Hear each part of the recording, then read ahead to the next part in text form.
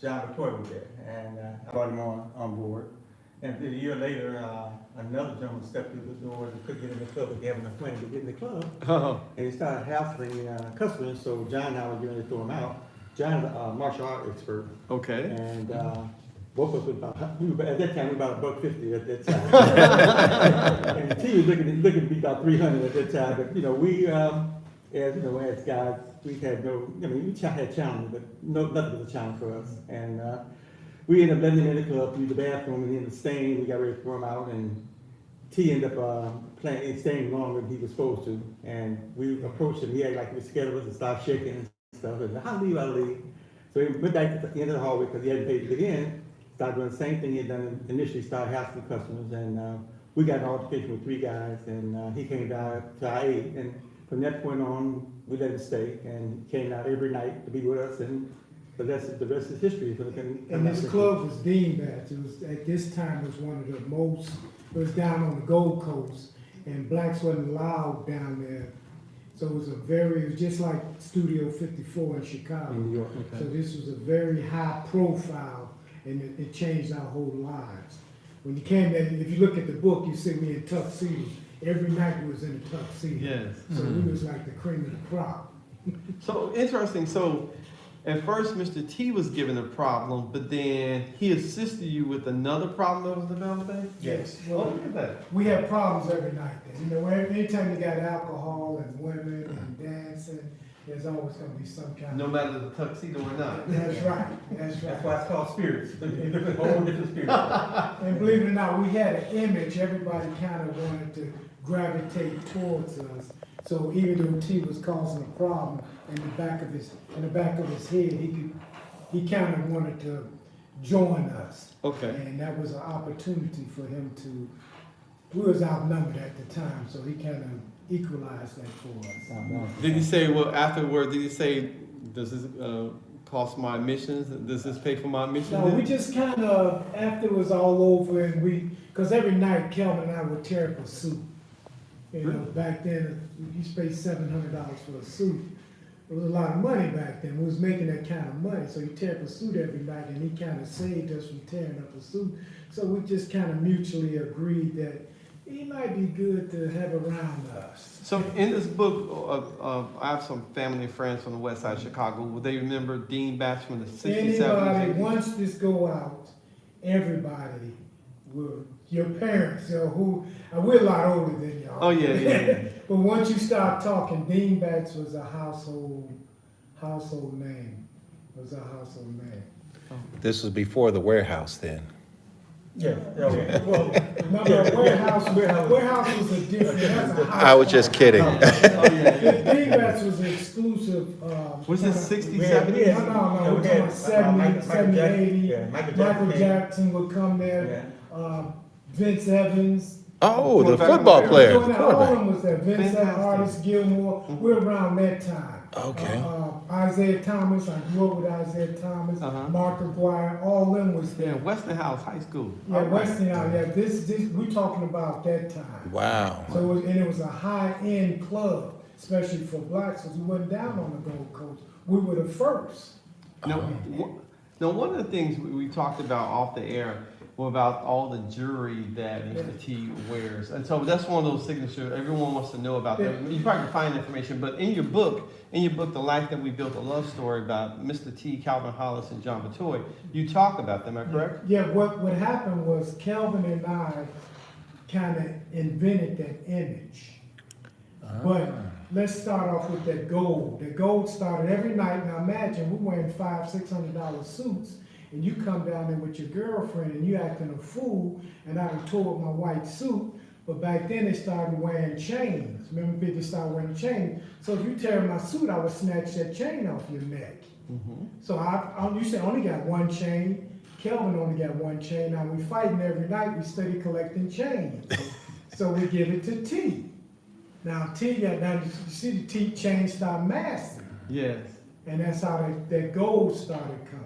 Now you might hear Don Juan say, you remember Don Yeah. Juan? Oh, yeah. You might, all of them was around, and you might hear them saying that they started T on that chain and the gold. No, that's why our book is so important. It's called The Life That We Built. All that is part of that life that we built. Because from that we formed a brotherhood and we loved each other. And how long you all were working in the clubs, working in the scene, hustling, and just trying to make things here before Hollywood called them? About 10 years. Yeah, About 10 years together. Because we had other enterprises, like I said, we had the barbecue place. Not too far from him, Liquor store. 35th and Michigan, 108 East 35th Street. Yeah. It's a parking lot now, but that was called TCB Barbecue and Liquor. And I see a page in here Yeah. with TCB. We Okay. actually, this whole area has changed. That's why it's bringing us back to old times. This wasn't like this. It was dilapidated houses and metal- Projects down the street? Yeah, projects are gone. Matter of fact, T lived in the project down the street. He's in the project. He's in Robert Taylor. Oh, Wow. really? I didn't know that. So our And- whole thing is, our whole life, that Chicago, we were Chicago. We're definitely a part of Chicago. Everybody knew us. Fantastic. So when Hollywood called, what was that like? Or did agency you No, all in it a club really somewhere? didn't call. What happened was we initially had an idea of writing because what we would do every time a celebrity came to the club, we would take a picture like Michael Jackson. We'd take a picture with T. We'd take a picture, and then we would lie the next day saying he bodyguarded that person. So we would build his image up, and from that point on, we were writing a book called World's Toughest Bodyguard. And what happened is a crew from NBC came looking for a club to do a contest called the World's Toughest Bouncer Contest. And unfortunately, I told them, hey, we have the World's Toughest Bouncer right here at the club, which was T at the time. So along with that, he was also had done, he was Leon Speaks' bodyguard as well. Oh, no kidding. During both fights, both Ali fights, he was the bodyguard for both Ali fights as well. Who knew? So he got a lot of notoriety from that, and especially the World's Toughest Bouncer Contest. And from the World's Toughest Bouncer Contest, Sylvester Stallone saw him, his agent saw him there, and called the Dingbats looking for him, and that's what started it all off. Wow, Rocky who III. knew? Who Well, knew? we had been doing a lot of staging Stage stuff events, before. like that No Mas fight. Yes. That No Mas fight, we went out to that fight. We didn't have any tickets. We had about $2 in our pocket, but we had airfare to get there. And we got into, but we wore tuxedos. Kelvin and I had on the black tuxedo, and T had on the white tuxedo. And we hadn't even ready to get money to get in the fight. And the day of the fight, we pulled up in a So we limousine. can't bring the fight, we just had tickets. Yeah, like, we had tickets. $1,500. $1,500 back then. Back then, so yeah. So, and T jumped out the limousine and said, the ambassador is coming, the ambassador is coming. And we walked through, and everybody at the gate, and we walked all the way through. And then when we got inside, Sugar was coming with his crew, and then T's, so the champ is coming, and we end up bodyguarding Sugar Ray all the way To the ring. to the ring. Shut the door. And they thought, Sugar Ray thought the event people had brought Promoted, us, right. and the event people thought Sugar Ray had brought us. And we up in the ringside. Look at God. And we ended up being friends with Sugar Ray. Sugar, and we ended up doing some work with him. And in the book, you'll see it's all in the book. That's why the story is a complex story. That's why it's called The Life That We Built, a love story. We formed a brotherhood, and we loved each other. And back then, if you don't remember, back then, if brothers loved each other, they considered you a love. Yeah. Really? Okay. You see what I'm saying? So this was a different time. But that's why the book is based on friendship, love, brotherhood, Loyalty and trust. and trust. Fantastic. So when did you begin writing the book? Last year, John and I were having breakfast, and we started talking about our life. And so we put this life in a book, and we decided to get a writer, and we started to develop the story. So about a year and a half to develop. About a year and a half. And then once we started writing, so much, everybody that read this book, if you go to Amazon, we talking about people from all culture, white, black, Chinese, that read the book, and they say, man, that happened, not to that point, but that happened to me. I experienced that. Yeah. We had books signed in the Water Tower, and more white people bought the book than Black. Oh, wow. We had several, Books signed. like I told you, we won second place at the XL Film Festival. Should have won first, but they had to give it to, I get it. and we just walked in off the street and got second. And so that leads me to my next question. We talked off air about the next steps with this book. You're looking to create a film for it? Yeah. We Wait, now. no. We're doing it right now. We have a young lady who's right, we have an agent named Andy Tillis.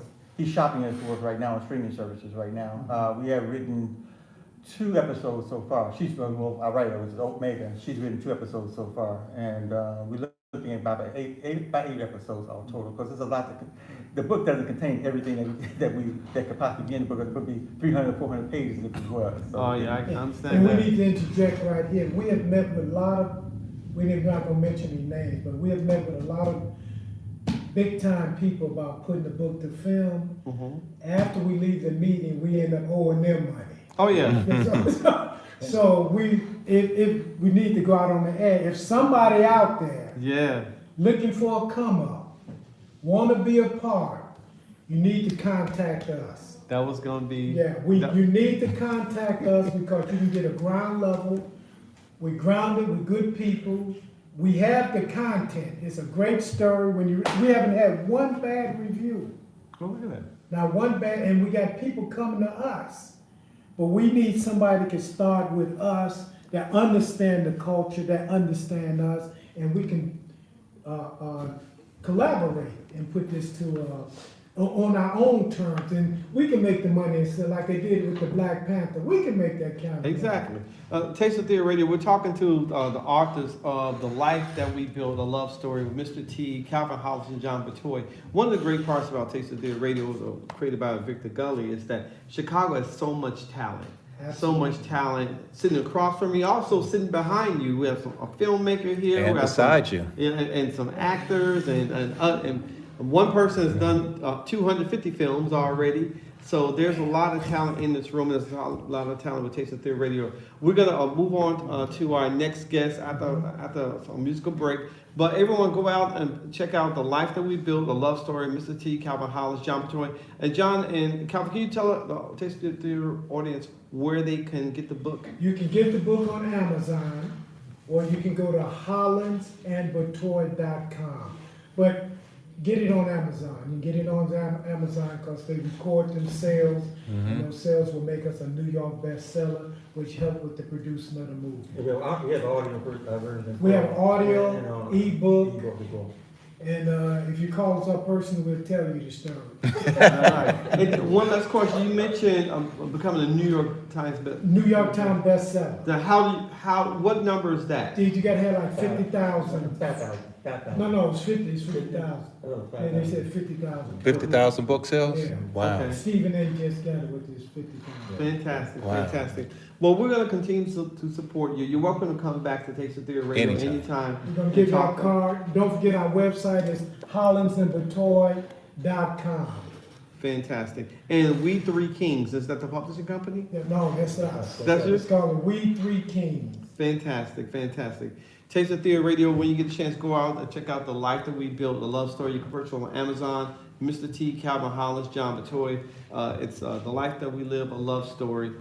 The Three Kings. We Three Kings.